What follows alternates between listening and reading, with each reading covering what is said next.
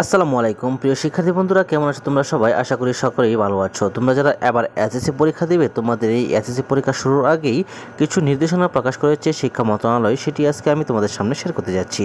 তো এখানে দেখতে পাচ্ছ একটি নিউজে উল্লেখ করা হয়েছে এসএসসি ও সমমানের পরীক্ষা চলাকালে সব কোচিং বন্ধ থাকবে। একটু বিস্তারিত পড়লে তোমরা সম্পূর্ণ বুঝতে পারবে। আসন্ন এসএসসি ও সমমানের পরীক্ষা শুরু থেকে শেষ অবধি সব ধরনের কোচিং সেন্টার বন্ধ থাকবে বলে জানিয়েছেন শিক্ষা মন্ত্রণালয়ের মাধ্যমিক ও উচ্চশিক্ষা বিভাগের সিনিয়র সচিব সিদ্দিক জোবায়ের। রোববার শিক্ষা মন্ত্রণালয়ের সভাকক্ষে আসন্ন মাধ্যমিক স্কুল সার্টিফিকেট এসএসসি ও সমমান পরীক্ষার জাতীয় মনিটরিং ও আইনশৃঙ্খলা কমিটির সভায় এই কথা বলেন তিনি।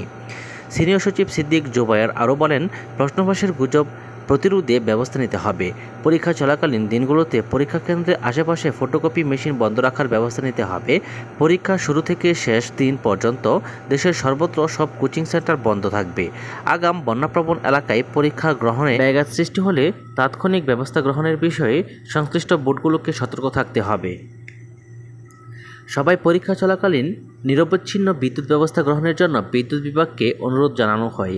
গুজব প্রতিরোধে তাৎক্ষণিক জনসচেতনতার জন্য প্রচারের ব্যবস্থা গ্রহণ করার জন্য তথ্য ও সম্প্রচার মন্ত্রণালয়কে অনুরোধ করা হয়। আইনশৃঙ্খলা পরিস্থিতি সুষ্ঠুভাবে বজায় রাখার জন্য আইনশৃঙ্খলা রক্ষাকারী বাহিনীকে অনুরোধ করা হয়।